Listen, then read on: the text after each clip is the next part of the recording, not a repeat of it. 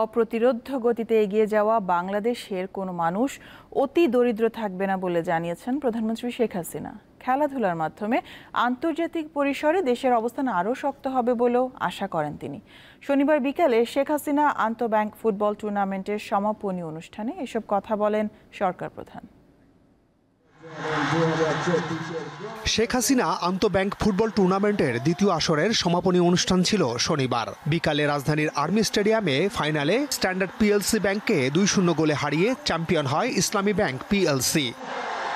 প্রধানমন্ত্রী শেখ হাসিনা স্টেডিয়ামে বসে ম্যাচ উপভোগ করেন। খেলা শেষে টুর্নামেন্টে অংশ নেয়া 31টি দল প্রধানমন্ত্রীকে সালাম জানায়। বিজয়ীদের মাঝে পুরস্কার বিতরণ করেন শেখ হাসিনা।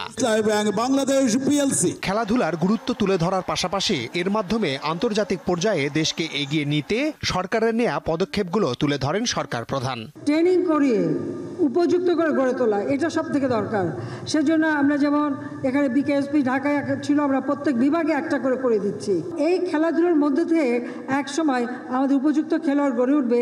আমরা আন্তর্জাতিক পর্যায়েও খেলাধুলা করে কোনোদিন হয়তো ফুটবল আমরা চ্যাম্পিয়নও হয়ে যেতে পারি, সেটাই আমরা আমাদের প্রচেষ্টা থাকবে।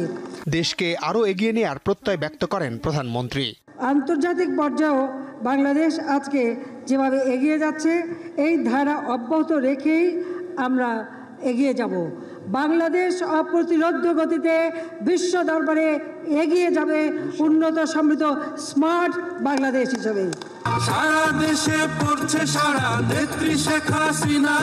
ফুটবলের পাশাপাশি অন্যান্য খেলায় পৃষ্ঠপোষকতা করতে ব্যাংকগুলোর প্রতি আহ্বান জানান প্রধানমন্ত্রী শেখ হাসিনা। মাহমুদ শাওন, দীপ্ত সংবাদ, ঢাকা।